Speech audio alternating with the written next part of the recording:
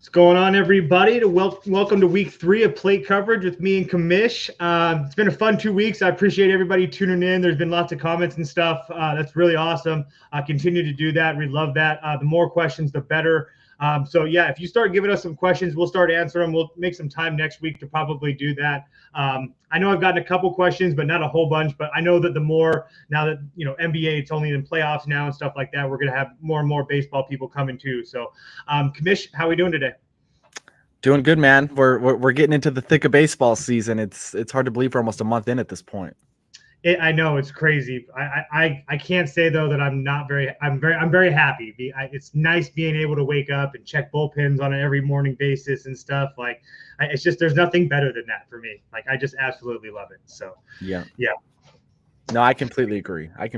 One of the exciting things, and I think the thing that probably has caught the most people's attention the last week or so, Jackson Holliday, some other young players, Nick Nastrini, Mitchell Parker, some of these guys making their MLB debut, which we see a lot early in the season. It's going to happen all summer long. We're going to see a lot of young players coming up, joining the big leagues for the first time. I know we've had some private conversations about Jackson Holliday, and I know we talked about Jackson Holliday back when he was left off of the opening day roster for the Orioles. I'm curious your thoughts on him, Wyatt Langford, some of these other guys that are very, very young players playing for some of the more marquee teams in baseball and not exactly off to what you would call a hot start at this point. Yeah, I mean, and we talked about this in the first episode of plate coverage and how Jackson Holliday, and you and I both thought it was a good decision that he went to AAA. And I'm not trying to make a case that Jackson Holliday shouldn't have made the roster with how he played in spring training. That's not what I'm saying. But you made the case that what happens if he starts slow and it's cold, then maybe people start questioning, what he's all about. And he has started slow. And again, do I worry about Jackson Holliday? No, I think he's going to be a fantastic player. I think he's been thrown in at second base in Major League Baseball to play it at Fenway Park. There's a lot of things going against him right there that I give him a lot of slack for stepping in there and doing that. But at the same time, I don't want to say I told you so, but it's one of those things where you got to give these guys time. Like there's a reason. There's only so many guys that can come in and step in and do it from day one. And Jackson Holliday, I don't know if he's going to be one of those guys, but he sure hasn't shown it so far yet. Yeah, 1 for 19 to start his big league career. He struck out at least once in each of his first 5 games, played at Fenway twice, like you said, and then home to Milwaukee twice, and then home to the Twins. It's going to be interesting to see. Like you said, we talked about Holliday being left off the opening day roster. We mentioned he hasn't played a whole lot of second base coming up through the minor leagues. So not only is he learning how to adjust on the fly at the big league level at the plate, but he's also learning a new defensive position. And there's a lot that goes into that on a day-to-day basis. I think it's just an interesting conundrum in my viewpoint on a larger scale, because I know like a lot of Guardians fans were really upset that Chase DeLauder did not make the opening day roster for the Guardians. And part of that is because Cleveland's outfield has been so anemic offensively for the last 10 years that when anyone shows any semblance of a pulse, everybody's clamoring for that kid to be on the major league roster. But we've seen it before with Oscar Gonzalez and Bradley Zimmer and Tyler Naquin and all of these guys who have been relatively highly touted for the Guardians. And not that we always have rushed them up, but they get up there and they don't always fulfill expectations. But DeLauder now, like even after this first couple of weeks of 2024, he's only played 14 games above single A. And yeah, he tore up the spring training the same way Jackson Holliday did, the same way Anthony Volpe did last year. Well, guess what? These guys don't always come out and light the league on fire. Anthony Volpe had a pretty good April last year, but then ended up really struggling. And, we just talked about Jackson Holliday not off to the greatest start. Wyatt Langford, decent batting average, but nowhere near the level of power production that a lot of people were expecting from him. And we were talking pre-show. We pulled up. So if you go to Fangraphs and you look at these guys, age 17 to 22 seasons, the last 10 years, of course, there's a lot of success stories with these young guys. The Bryce Harpers, the Yordan Alvarez's, the Juan Sotos. Like these guys have come up right away, produced at a high level. Ronald Acuna Jr., another guy high in this list who's still having a lot of success at the MLB level, of course. But it's worth noting that for every one of these major success stories, like the Machados and the Vlad Juniors and the Corbin Carrolls, there's also a lot of really underwhelming performances. Bobby Wood Jr. did not exactly hit the ground running when he came up. Victor Robles was a very highly touted prospect for the Nationals that never got going, was potentially rushed to the big leagues. Ellie De La Cruz last year, very up and down. Anthony Volpe, we just mentioned a second ago. CJ Abrams now starting to come into his own now after being in the big leagues a couple of years. But even guys who are established stars in the league, you look at Ketel Marte, you look at Jose Ramirez, Byron Buxton had a couple of good seasons when he was healthy. These guys don't always come into the league and put themselves in MVP conversations. It just doesn't happen. And it's understandable. These guys are coming in at, 20 years or younger sometimes, playing against guys who are 30, 35, sometimes close to 40 years old. There's a huge talent. There's a huge experience gap between those players. So it's not to shit on Jackson Holliday. I like Jackson Holliday a lot, and I'm very high on him long term. It's just it doesn't always work out immediately the way you think it's going to. No, and you can see that over the past couple of drafts from like the number 1 overall pick. I mean, the Pirates in 2021 had Henry Davis, and he's up in the major leagues right now, but he hasn't really done much so far. And a really good example of guys that hit the ground running and guys don't. Spencer Torkelson for the Tigers came out of Arizona State. He was going to be their third baseman. We thought he was going to bang, and he was going to be the next Pat Burrell, everybody was saying. And he just really hasn't been what we thought that he might be, a career WAR of negative 1.2. And then the year before that, the Orioles have Adley Rutschman, and he's been fantastic, a career WAR of 7.3. And I mean, I don't really need to go off about how good Adley Rutschman has been. I'm pretty sure he was second. He won second AL Rookie of the Year award. So it's just one of those things where not everybody works out. Casey Mize, the year before that, another guy that starting to pitch well this year, but it's taken him a while to get there. And then injuries is another thing. Royce Lewis, Mickey Moniak, guys like that there's definitely talent there. More Royce Lewis, we've seen the talent. I still love Mickey Moniak. I still think that he's a good baseball player, but he's a California kid. But regardless, just sometimes things just don't work out, and sometimes things take time. There's a reason that a lot of guys just don't step into Major League Baseball. It's the show for a reason. Yeah, man, it's really, really hard. And I think the other component of this conversation is it's not always about manipulating service time.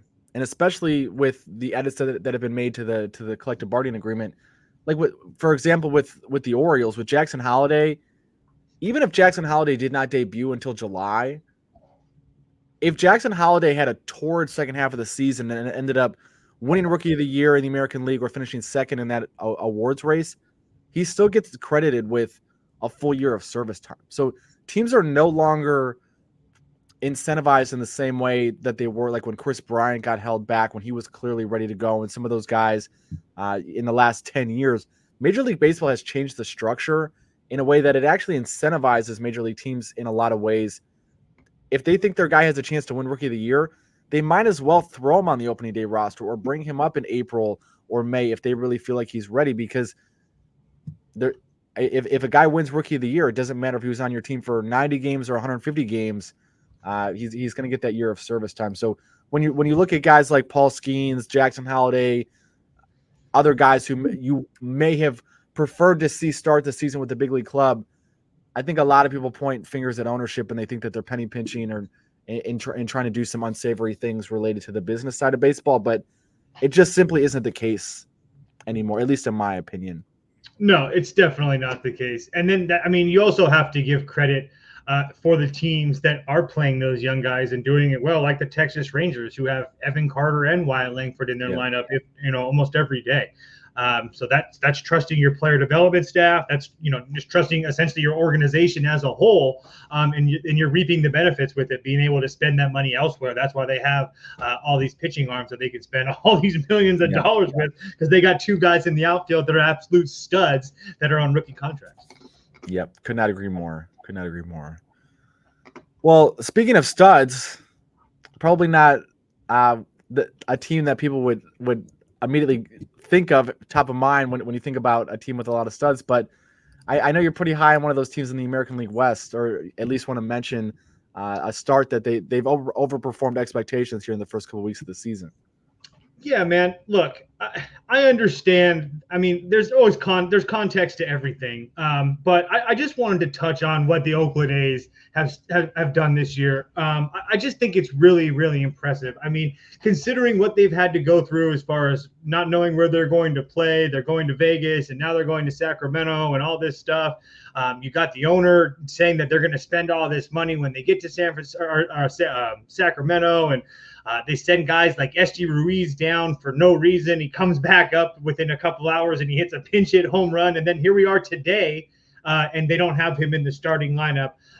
But regardless, I just think that we have to take a look at this, guys, and see how good this pitching staff has really been for this team and how good this Oakland A's team has been considering what we thought they would be. I mean, I don't think that a lot of people thought – I know you and I both had their season win total over, but a lot of people thought that this team would be really, really bad.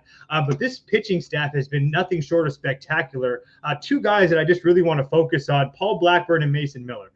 Friday night against the Nationals, Blackburn came out there's a third start in a row where he didn't give up a run. He went 6 innings. I mean, that's 19 and a third innings to start the year where he hasn't given up a run yet. I think I think he's just short of I think 21 is the scoreless inning start to start a year by Oakland A's franchise record. I can't remember who that guy was, but regardless, Harry Krause. Sorry, I found it in my notes.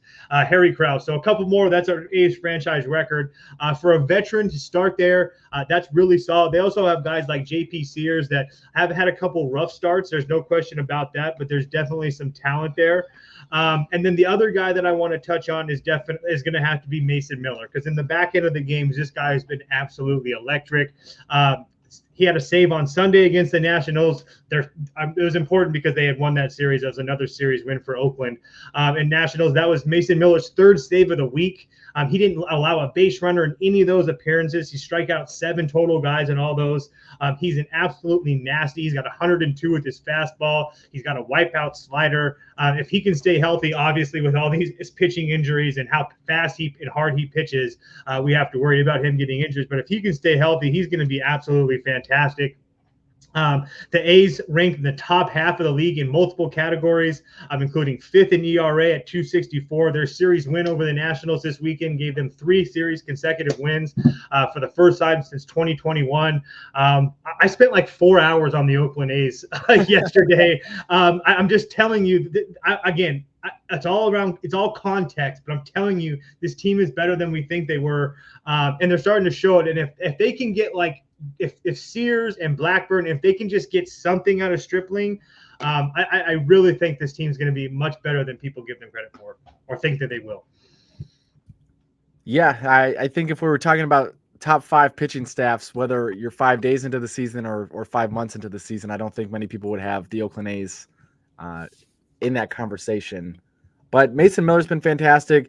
Guys like Joe Boyle, who we mentioned, high variance guys coming into the year, off to a relatively good start. I know his first start was absolutely atrocious, but when he's in the zone, the guy's got really nasty stuff. Ross Stripling, Alex Wood, veteran presence in the rotation. They're not the most talented guys in the world, but just the fact that they don't have to go to the bullpen in the 4th inning every single day, how huge is that? Paul Blackburn, I think, is way better than many people give him credit for.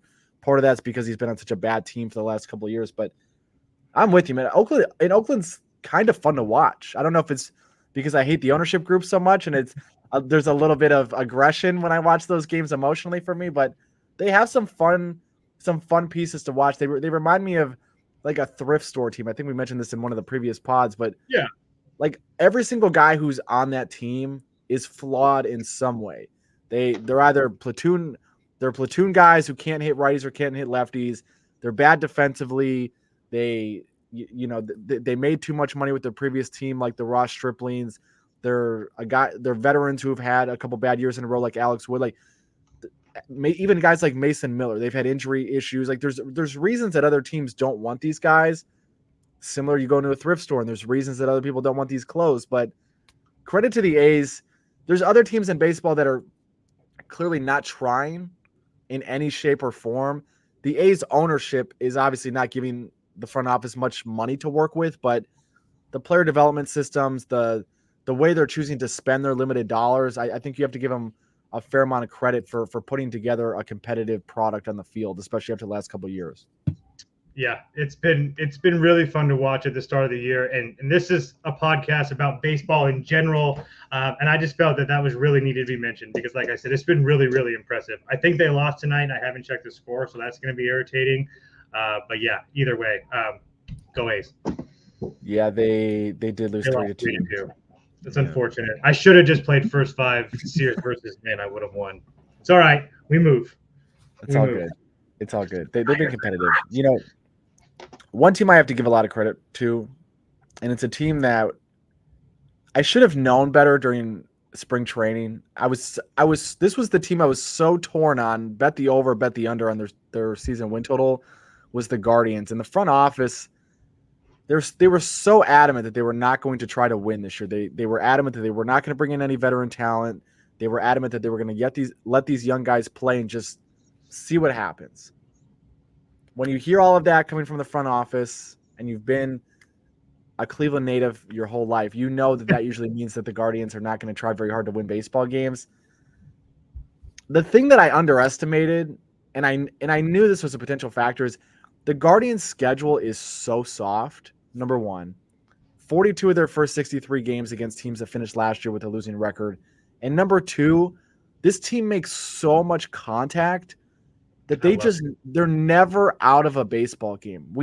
We can sit here and talk all day long about how they can't hit the baseball out of the ballpark, but they put the ball in play so frequently that they give themselves a chance against anybody. And if you look at their schedule to date, you know, they took care of business against Oakland. They won 3 out of 4.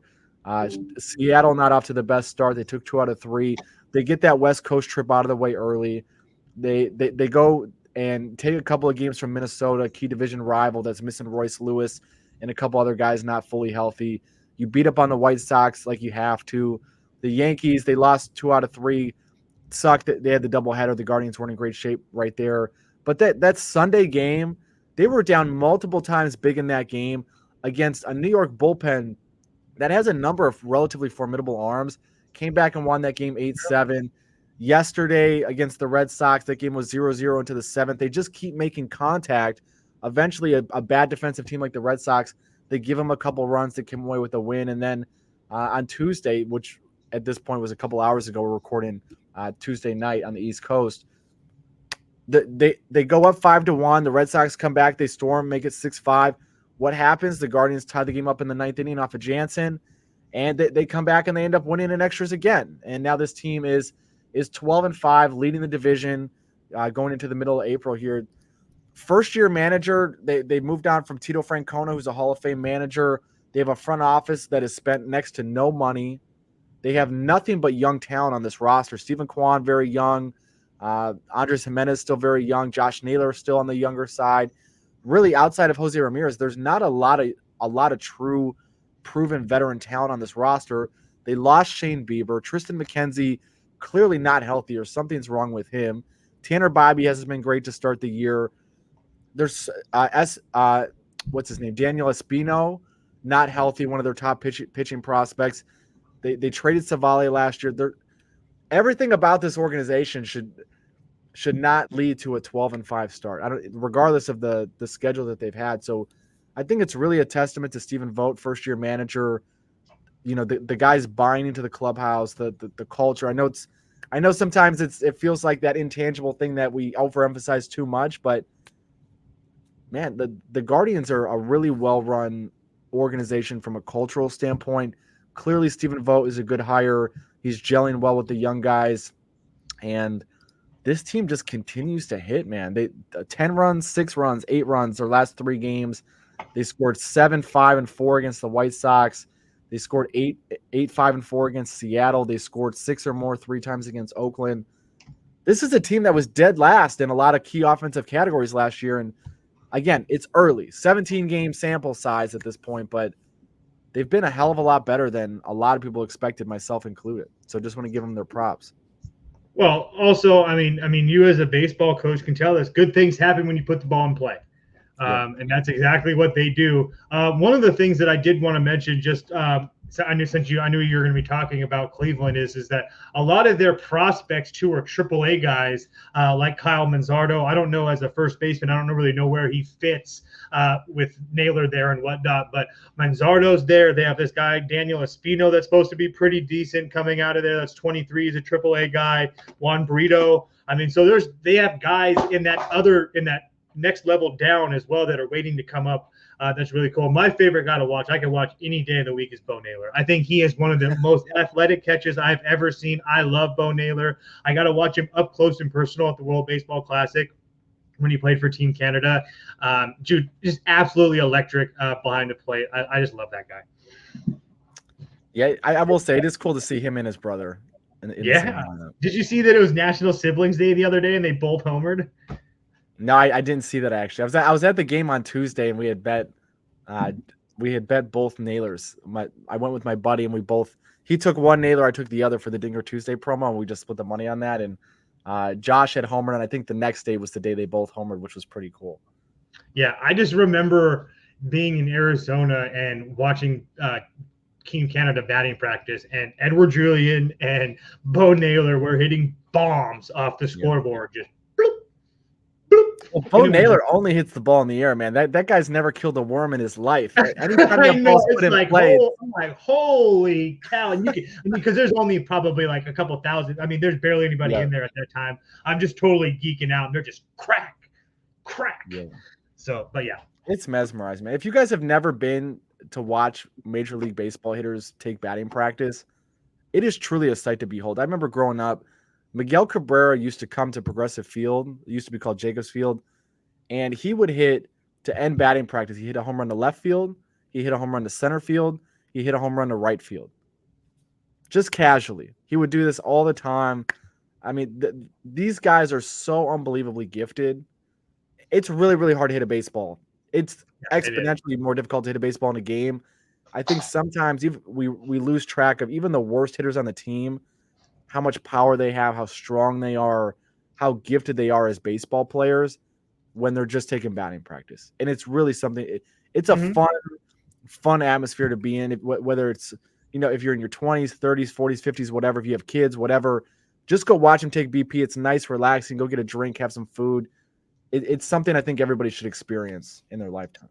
I do it every single time I go to a game. When we go to a baseball game, we're getting there 3 hours early to watch batting practice. I love it. It's just, you have to do it. It's just amazing to watch. I remember as a kid, just really quickly, I remember watching Ichiro. I mean, everybody knows that Ichiro wasn't like a home run hitter, but when you watched him in batting practice, he could do anything he wanted. He could bunt it. He could go line drive the other way. He could hit home runs the other way. He could hit it up into the upper decks.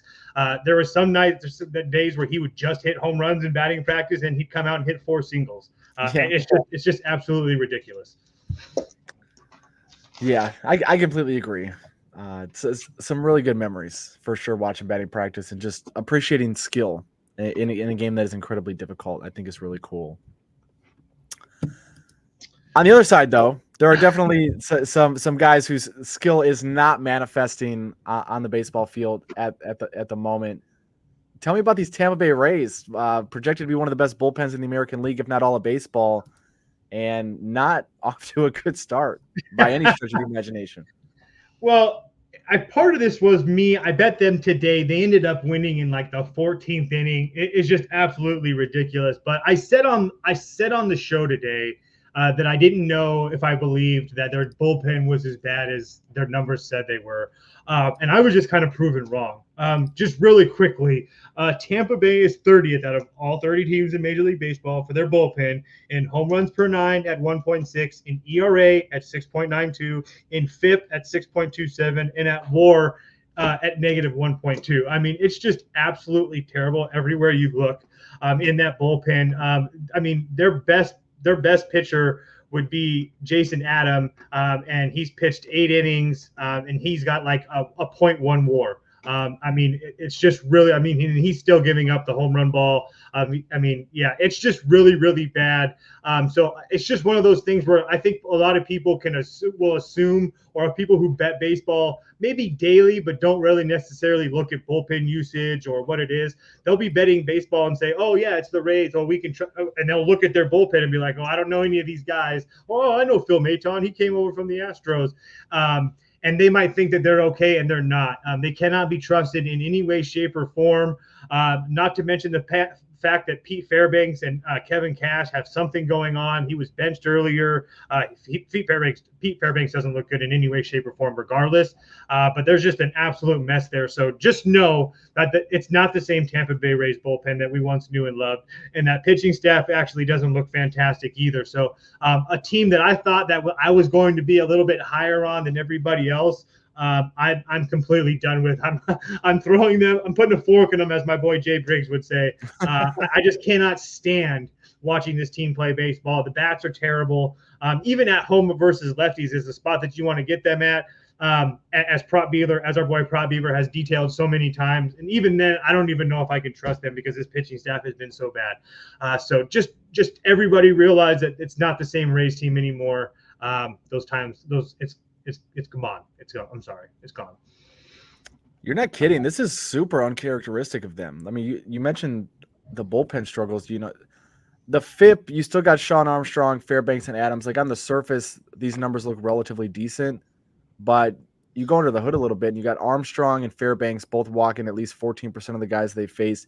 The only guy, and you mentioned him, Jason Adam, that really looks healthy across the board. You look at K percentage, walk percentage, walks plus hits per inning pitch, you know, ERA, FIP, like all the key performance indicators.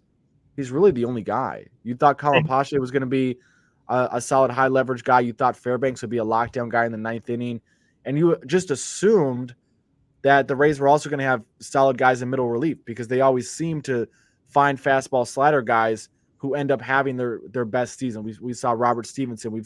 There's endless guys who have been in the Rays bullpen and experienced success. And at least so far, it just hasn't been the case in 2024. And that only compounds matters when you mentioned the offense and you're missing guys like Josh Lowe and, obviously Wander Franco's not there for some pretty grotesque reasons or allegations. And the offense just for all these different reasons is nowhere near what it has been the last couple of years.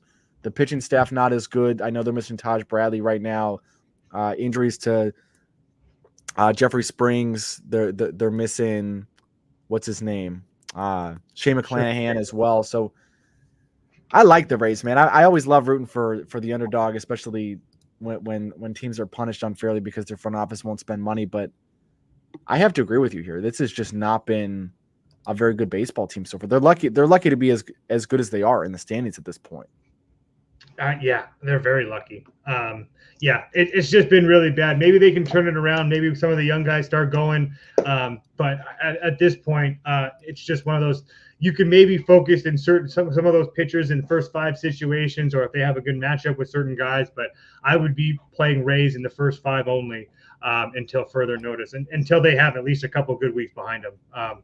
Because even Jason Adam, I mean, has 83% of these guys left on base. I mean, that's not going to last. His BABIP's really low. I mean, obviously it's a super, super low sample size, so it's kind of hard to put a whole bunch of stock into those numbers, but it's all going to play out. And so far it hasn't been good, and they haven't given us any reason to think it's going to get better.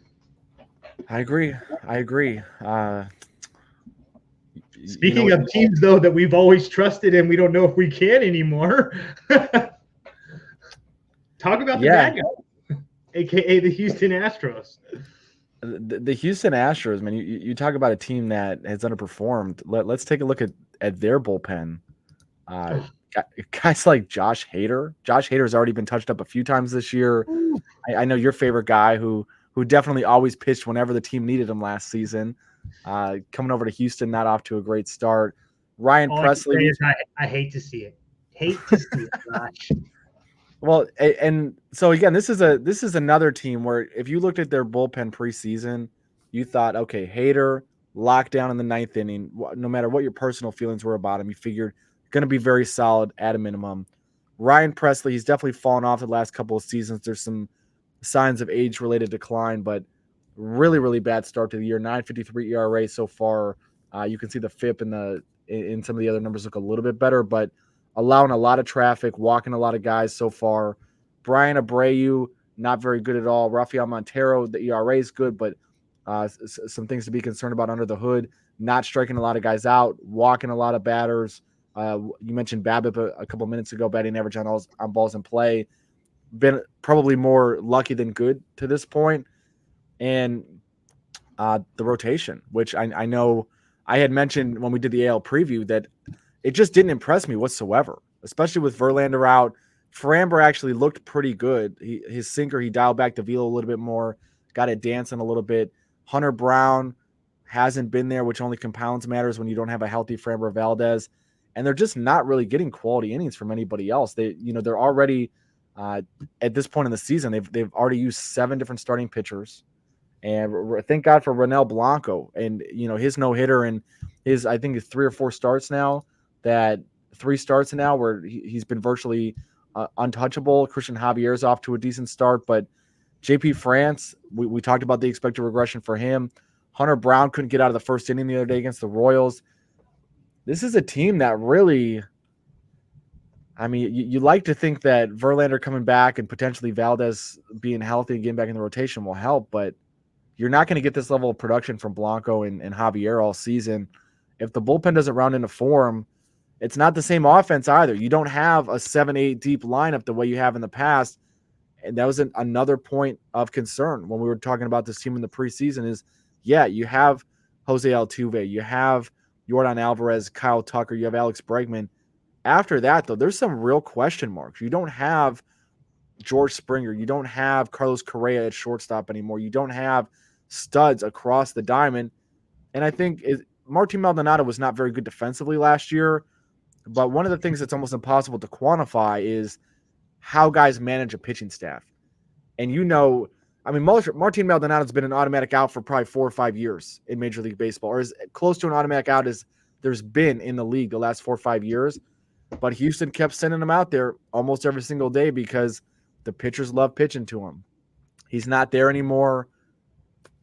The pitching staff, it's taking a nosedive. So this is a team. They're in the cellar or they're in the basement of the American League West right now, 6-13. They're behind Oakland. They're behind Seattle. They're behind the Angels.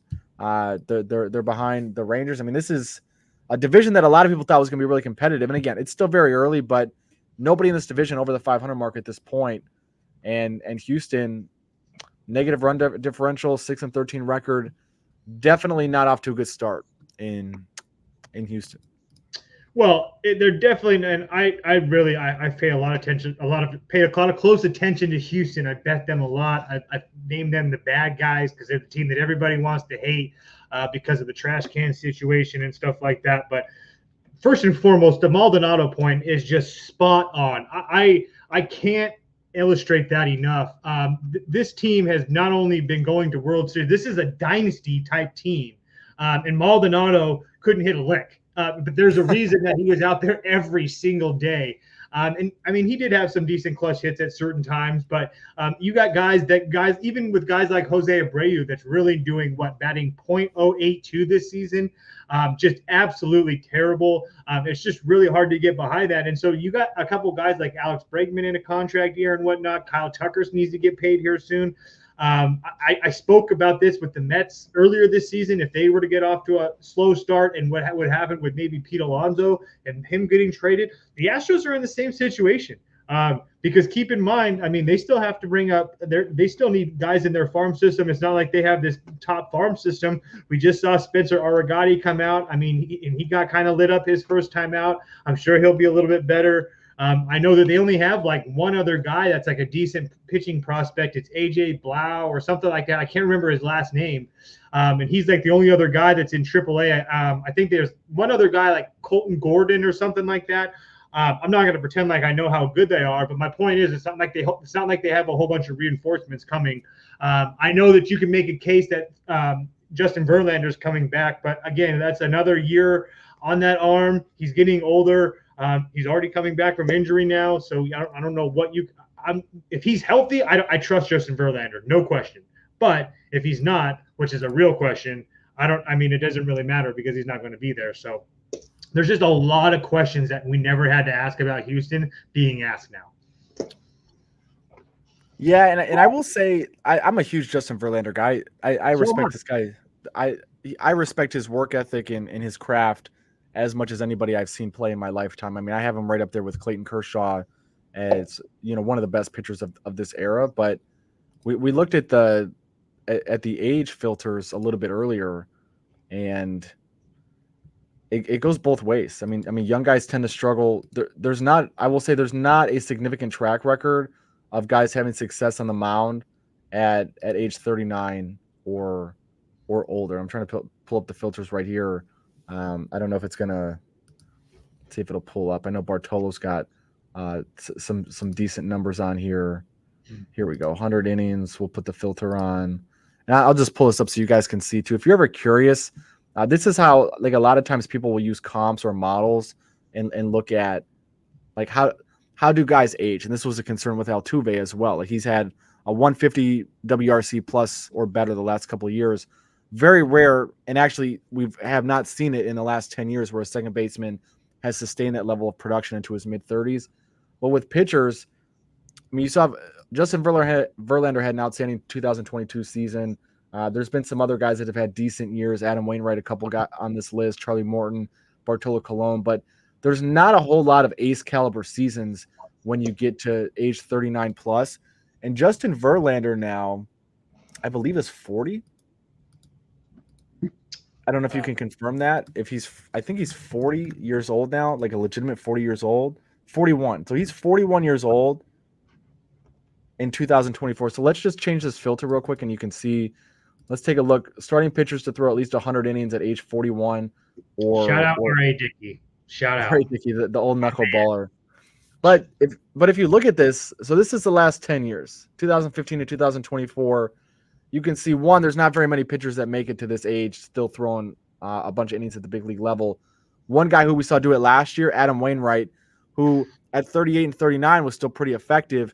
At age 41, you can see 5.99 FIP. His ERA was north of 7. This was a guy that, I mean, it was painful to watch him on the mound every 5 days. Poor St. Louis was just trying to get him to, I think it was a 200-win milestone, and they finally got him there. But almost 2 base runners per inning. And again, if anyone's going to be able to have success at this age, it's probably Justin Verlander. We've seen him reinvent himself a few times, but nobody's had better than a 3.88 FIP at age 41 or better. Bartolo and Rich Hill both had sub-4 ERAs, but you can see they outperformed the peripherals a little bit here. Not great strikeout stuff. Allowed a decent amount of traffic on the bases. So when you're thinking about what are you going to expect from Justin Verlander, it's not like you're getting a Cy Young candidate in waiting who's coming back into the rotation. More likely than not, you're probably getting closer to a league average starter, which definitely helps. I mean, if you can kick JP France out of the rotation, everybody will sign up for that, especially if it's a league average replacement. But you're probably not getting a bona fide stud at 41 years old with Verlander. So it's not as though there's a bunch of reinforcements on the way for Houston. I think it's a good point in the farm system. When you go to the American League Championship Series now, I believe it's 7 years in a row. 1, 2, 3, 4, 5, 6, 7 years in a row. Mm-hmm. You don't get a lot of great draft picks. So that once really talented and deep farm system is rather depleted at this point. And they don't have all of these young studs that they can keep pulling from the minor leagues to keep replenishing the big league roster. And that's why I say, at what point do you make that move? So, and we'll see. It is, again, we have to remind, it's week 3. We have a lot of weeks left to go in this season, a long summer to go. But it's just something that has to be talked about, because this is not, again, it's not just like the Tampa bullpen. This is not the same Houston Astros team that we all know and love. And if things don't get on track fast, they might have to make some changes to address that farm system going forward. So, because they're not going to have all these guys forever. So. And I will say the under 93.5 win total is looking pretty nice right now. Yeah, that's free. You can just spend that money right now. Yeah, we will see. They're a talented organization. I'm not going to spend that money until game You can 160. spend the win total money. That's fine. I'm okay with losing my win total in my divisions because it's one of those things where I've bet every single year for like 5 years now. So at this point, it's like paying taxes to the books. It is what it is. Happy tax season, everybody. Hopefully nobody's had bad that was for you, actually. Hopefully everybody's done with that admin stuff. Well, so on the admin side, on the betting side, like we talked about last week, every week we'll do a segment. We'll do a betting tip of the week. I know you've been off to a pretty good start to the MLB season from a betting perspective. What's I don't want to like put it on a pedestal, but what's your wisdom of the week that you want to share with everybody? Excuse me. I just want, as the season starts going on, there's just a couple things that I want to touch on. First of all, just pay attention to how teams play. The trendy, not trends as in like this team on Wednesday has faced a team that's over 500, all that BS. Not talking stuff like that. I'm talking about teams that play one-run games, teams that are good against left-handed pitching, teams that are good against right-handed pitching. And over the next couple of weeks, we can start profiling teams who are good against lefties, who are good against righties and whatnot. But if you know how to do that, and if not, we can start. Maybe we can do a segment on how to go through a FanGraphs thing and go through and do the splits and stuff like that, because it is pretty simple. But to understand that, just to give you guys an example, for like the last 4 or 5 years, the Dodgers are one of those teams where you rather play them -1.5 or you play the other team on the money line, because in over 80% of their games, they're winning by 2 or they're losing outright. And that's just how they do things. I've had so many people be like, no, I don't lay 1.5 with a home team. I get that. I understand the concept of all that. There's less at bats. If you're winning by 1, you don't get an extra at bat. I get all of that. But in times when over a course of a baseball season, there's teams that will show their hand. Like last year, the Texas Rangers were a team that did not play one-run games. It doesn't mean that they were always winning by 2, but they were rarely playing one-run games. Like 15% of their games was a one-run game at some point last year. And what that to tell you is that don't just play them on the money line or the teams that they're playing against. So if you have a play in a Rangers game last year, you're better off playing your money line and sprinkling that run line at -1.5, knowing that these teams don't play one-run games. Another thing to pay attention to really is that some teams see certain handed pitchers a lot. Like for instance, Miami, they've seen a lot of left-handed pitching early on in the season. So they're terrible and they can't really take advantage of that. But if you can start noticing that, where you look in, like if in Baseball Reference, you can go to their teams and game logs and bats, and it tells you the starting pitchers that they've seen.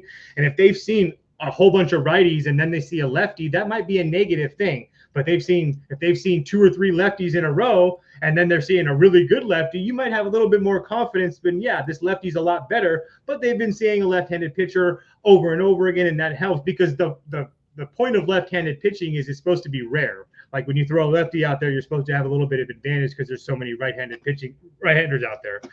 So just little things like that you can make a little bit of money on, because certain run lines and stuff are big plus prices, and people get scared away of them because of those big plus prices. But in all reality, it's more of a chance that it hits rather than a game landing on 1.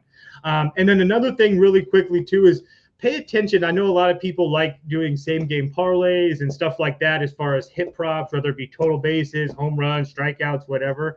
Pay attention to the numbers of the lines. If it doesn't really matter the name of the player. But for instance, like last night, the Dodgers lost as a 300 plus -300 favorite, right?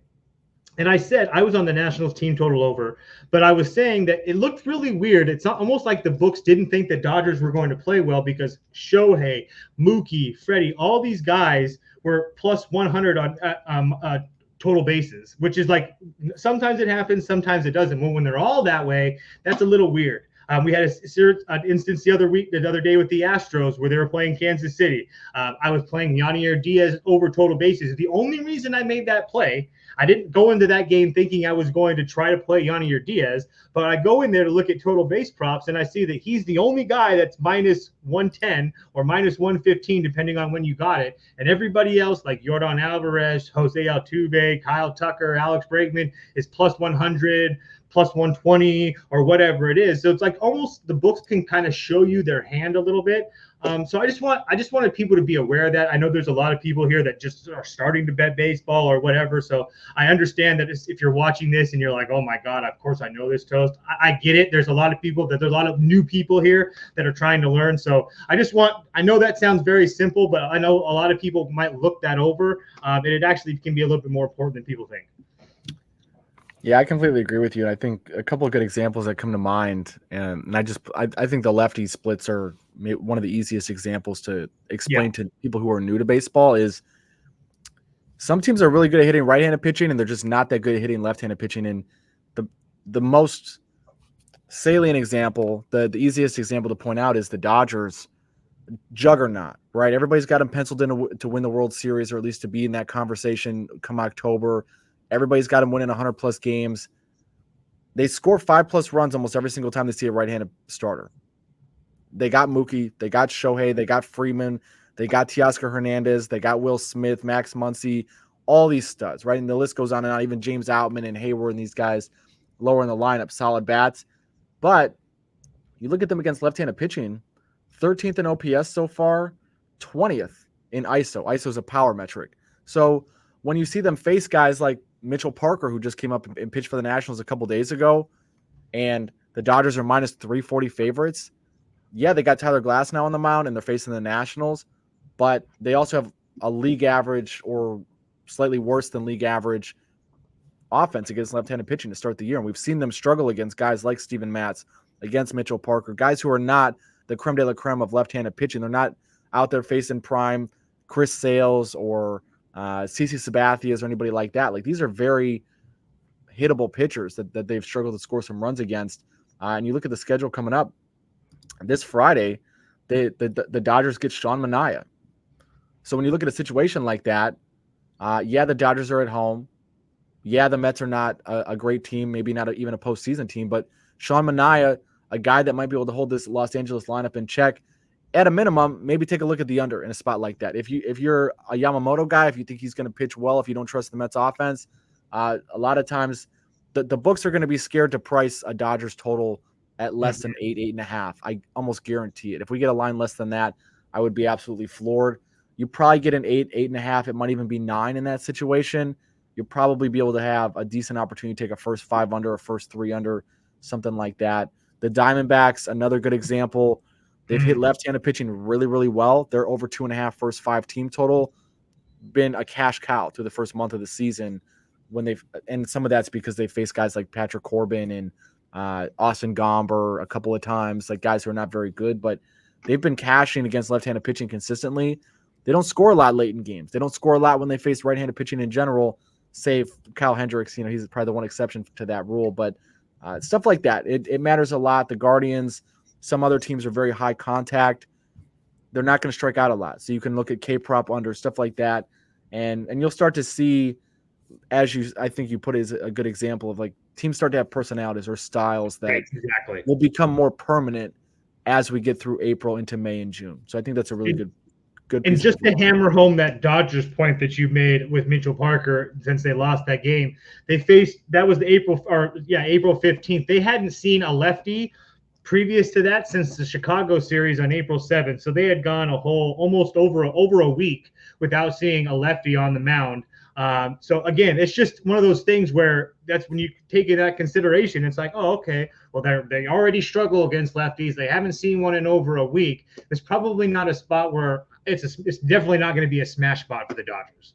And then that's where you can look at, if you're trying to figure out, well, how the hell could anybody bet the Nationals? Well, you know that the Dodgers the Dodgers don't do well against lefties. They haven't seen a lefty in a while. The Nats are sneaking good. I mean, you piece these things together, and that's where you get at, well, there's no way in hell the Dodgers should be minus 350. Maybe minus 180 I can get behind, but at 350, it's not even a question. So, yeah, I completely agree. And my biggest advice this week for everybody is track everything. So I had my first losing week of Major League Baseball 2024. I was profitable in week 1, week 2, off to a really good start. Week 3, took a little bit of a step backwards. And I can't stress enough how important it is to track everything. You need to understand what markets you're having success in, what markets you're struggling in.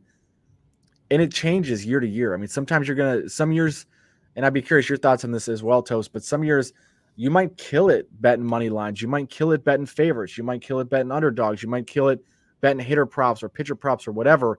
Markets get sharper or less sharp year over year. The Nerfy market, the no run first inning market. I mean, I obliterated that market, I think 2 years ago or 3 years ago, and then it became an internet fad, and we had no run first inning algorithm and a couple other really big accounts that, like, no disrespect, it became a very thing. They ruined it. They ruined the Nerfy and the Yerfy for everybody that was using it as a cash cow for years. So yeah, and again, like, people should be able to amass followings, and kudos to anyone who has the discipline to build a large social media following and attract people that make watching baseball fun and betting on baseball fun. But you don't get fair odds on no run first innings anymore, ever. No. So it's it's ridiculous. Like, so you guys don't even remember the good old days. I know. It's hard to bet into that market and continue to be profitable. So that's something I almost never bet the no run first inning market anymore, but I bet the first threes a lot. I bet the first threes have been one of my most profitable markets the last couple of years. Haven't found a ton of good first three spots already this year, but it's worth tracking. When you have a bad week, look back. Hey, like, especially this past week was tax week, so what was I maybe not as locked in as I would have liked to have been in terms of looking at the board. Like, was I gravitating towards more favorites, or was I gravitating towards bets that maybe I don't always make? And I looked back, and it wasn't the case. Like, I felt like everything was pretty consistent with week 1 and week 2. It wasn't a focus issue or anything like that, but it was nice to have that validation of, well, look at what I bet. I was still betting team totals. I was still betting all the things I was betting the first 2 weeks. A couple of tough beats, probably a couple of tough reads on my part. Some things just didn't go my way as well, but you don't know that unless you're tracking. And I think for me, going into week 4, like, it's easy to still have confidence that what I'm doing is the right process, because I'm able to look back and track everything and autopsy everything, versus if you don't track things, I think that, at least speaking for myself, like, I think I would lose a lot of confidence, because it's like, oh man, I had a bad week.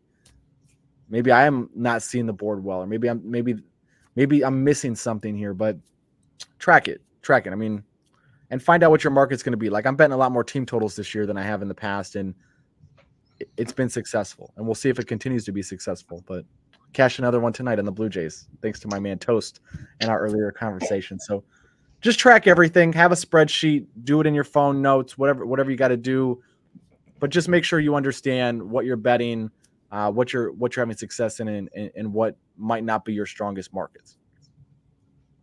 Absolutely. Well, should we send us off with a couple little feel-good stories really quickly and then get us out of here?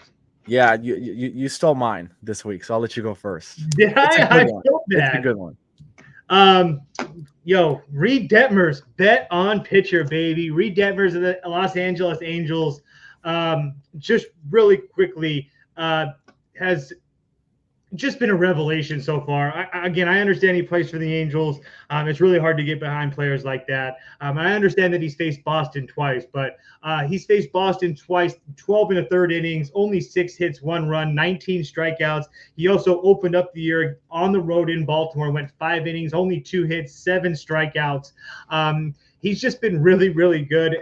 And we've seen this from Reed Detmers before. I mean, we've seen flashes of actual dominance from him. He threw a no-hitter in 2022 against the Rays. And then his just a few months later, he threw an immaculate innings. And then just after that, he almost threw a no-hitter. He was 5 outs away from throwing a no-hitter against the Rangers. He struck out 7 and walked 4. It's just one of those things that, like, everything that falls into place for him could fall into place when you see performances like that. And then also there's been times where he's been down and he's been optioned to the minor leagues, and he's had to figure things out. Barry Enright is their pitching coach, and he's like this mad scientist, and he's really helped him figure out how he's finding consistency with his slider, which now it's a pitch that he throws almost 33% of the time, which is absolutely crazy. It's just one of those, he's really fixed on his dynamics, or his mechanics. I'm so sorry. And it's been a real revelation for him. And I just wanted everybody to realize that I'm going to be betting him tomorrow morning against the Rays and Zach Littell. But yeah, Reed Detmers is definitely a guy that anytime that he's betting on the mound, you can essentially bet him in the first five because he's just been absolutely fantastic. And you can see that. That's why I had pull this up the Savant page because as you can see, it's just been absolutely fantastic. And he's only 24. Yeah, that's true too. Like this is another guy we talked earlier in the show about young guys coming up, and it doesn't always, the pieces don't always fit the way you want them to right away. And you look at this guy, former first-round pick, maybe finally starting to come into his own. You mentioned some of the mechanical tweaks and the pitch shape tweaks that he's made, and this is a guy now. I mean, he's getting ground balls. He's limiting hard contact. He's striking a ton of dudes out. Command is halfway decent. I mean, this looks very sustainable to me. Very sustainable. The whiff rate's up. Chase rate's up. I mean, it's So I would love a little bit more velo with the fastball, but at the same time, if he's okay with this little 4-pitch mix that he's got going on and he's working it fine, I'd rather him not have that velo up because that takes away from essentially injury issues. 100%. And when you look at where he's located in this fastball, you can see he's just pounding the top of the zone. If you can live here with your 4-steamer at 95 miles an hour. And notice the stark difference between where he's pounding that slider up and then using that slider opposite on the opposite side of the plate. So it's been really, really fun to watch. Yeah, I'm excited to see him keep pitching. I think this guy is going to have a great season. God willing, hopefully he can stay healthy. There's been too many pitching injuries 100%. already this year. My guy, we touched on him a minute ago, my feel-good story of the week.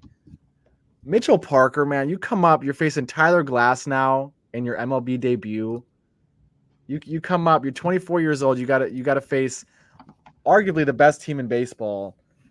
You're the biggest underdog of the MLB season to date.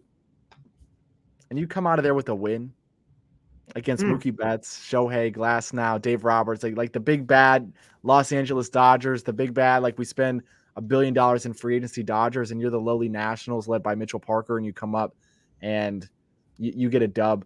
I don't think, like, I'll be frank, I don't think this guy is a particularly noteworthy prospect, which I think makes it all the more important that we use this as a feel-good story, because you don't see stuff like this very often where a guy comes up, doesn't have great command, doesn't have great swing and miss stuff, but just comes up, gets the job done.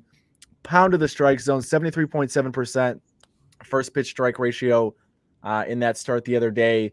League average, I mean, if you could be around 65% first pitch strikes, you're in good shape. So really working ahead, working with leverage, worked to his advantage a lot.